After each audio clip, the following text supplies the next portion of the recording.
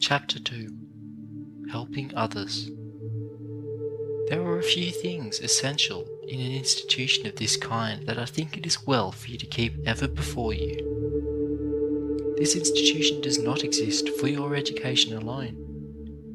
It does not exist for your comfort and happiness altogether, although those things are important and we keep them in mind. It exists that we may give you intelligence, skill of hand, and strength of mind and heart. And we help you in these ways that you in turn may help others. We help you that you may help somebody else. And if you do not do this, when you go out from here, then our work here has been in vain. You would be surprised to know how small a part of your own expenses you pay here. You pay but little, and by reason of that fact it follows that as trustees of the funds which are given to this institution, we have no right to keep an individual here who we do not think is going to be able to go out and help somebody else. We have no right to keep a student here who we do not think is strong enough to go out and be of assistance to somebody else.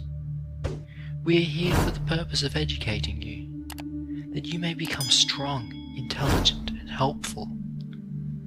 If you are paying the cost of your board here, and for your tuition, and fuel, and lights, then we should have a different problem. But so long as it is true that you pay so small a proportion of your expenses as you do, we must keep in view the fact that we have no right to keep a student here, no matter how much we may sympathize with him or her, unless that student is going to be able to do somebody else some good. Every young man and every young woman should feel that he or she is here on trust, that every day here is a sacred day, that it is a day that belongs to the race. Our graduates, and the majority of the students who have gone out from here, have ever had an unselfish spirit and have been willing to go out and work at first for small salaries and in uncomfortable places, where in a large degree conditions have been discouraging and desolate. We believe that kind of spirit will continue to exist in this institution, and that we shall continue to have students who will go out from here to make other persons strong and useful. Now no individual can help another individual unless he himself is strong. You notice that the curriculum here goes along in 3 directions: along the line of labour, of academic training, and of moral and religious training. We expect those who are here to keep strong and to make themselves efficient in these 3 directions, in each of which you are to learn to be leaders. Some people are able to do a thing when they are directed to do it, but people of that kind are not worth very much. There are people in the world who never think, who never map out anything for themselves, who have to wait to be told what to do. People of that kind are not worth anything. They really ought to pay rent for the air they breathe, for they only vitiate it. Now we do not want such people as those here. We want people who are going to think, people who are going to prepare themselves. I noticed an incident this morning. Did you ever hear that side door creak on its hinges before this morning? The janitor ought to have noticed that creaking and put some oil on the hinges without waiting to be told to do it. Then again this morning, I noticed that after it had been raining hard for 24 hours, when it was wet and muddy, no provision had been made to protect the hogs at the sty, and they were completely covered with mud. Now the person who had charge of the sty should not have waited for someone to tell him to go down there and put some straw in for bedding and put boards over the sty to keep the animals dry. No one in charge of the hogs ought to have waited to be told to do a thing like that. The kind of persons we want here are those who are not going to wait for you to tell them to do such things, but who will think of them for themselves and do them. If we cannot turn out a man here who is capable of taking care of a pigsty, how can we expect him to take care of affairs of state? Then again, Some of you are expected to take care of the roads. I should have liked to have seen boys this morning so much interested in working on the roads that they would have put sawdust from this building to the gate. I should have liked to see them put down some boards and arrange for the water to drain off. We want such fellows as those here. The ones we want are the ones who are going to think of such things as these without being told. That is the only kind of people worth having. Those who have to wait to have somebody else put ideas into their minds are not worth much of anything.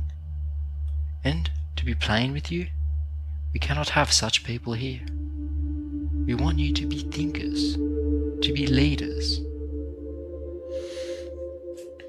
Yesterday and the night before, I travelled on the Mobile and Ohio Railroad from St. Louis to Montgomery, and there was a young man on the same train who was not more than 20 years old, I believe, who recently had been appointed a special freight agent of the road. All his conversation was about freight. He talked freight to me and to everybody else. He would ask this man and that man if they had any freight, and if so, he would tell them that they must have it shipped over the Mobile and Ohio Railroad. Now that man will be general freight agent of that road someday. He may be president of the road.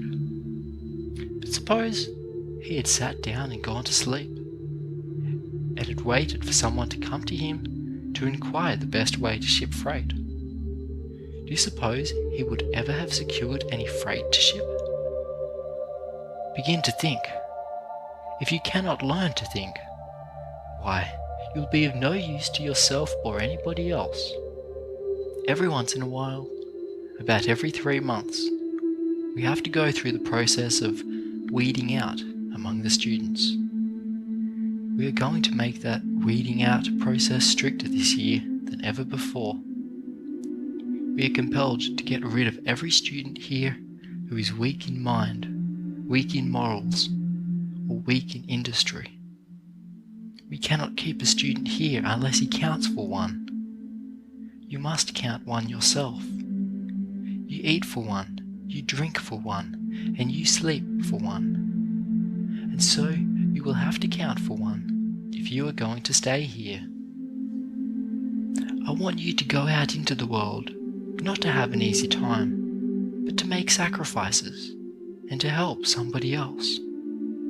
There are those who need your help and your sacrifice. You may be called upon to sacrifice a great deal. You may have to work for small salaries. You may have to teach school in uncomfortable buildings. You may have to work in desolate places, and the surroundings may be in every way discouraging. And when I speak of your going out into life, I do not confine you to the schoolroom. I believe that those who go out and become farmers and leaders in other directions, as well as teachers, are to succeed. The most interesting thing connected with this institution is the magnificent record that our graduates are making. As the institution grows larger, we do not want to lose the spirit of self-sacrifice, the spirit of usefulness which the graduates and the students who have gone out from here have shown. We want you to help somebody else. We want you not to think of yourselves alone. The more you do to make somebody else happy, the more happiness you will receive in turn. If you want to be happy, if you want to live a contented life, if you want to live a life of genuine pleasure, do something for somebody else. When you feel unhappy, disagreeable, and miserable, to someone else who is miserable, and to that person an act of kindness, you will find that you will be made happy. The miserable persons in this world are the ones whose hearts are narrow and hard. The happy ones are those who have great big hearts. Such persons are always happy. End of Chapter 2. Helping Others. Recording by Luke Sartor, Griffith, New South Wales.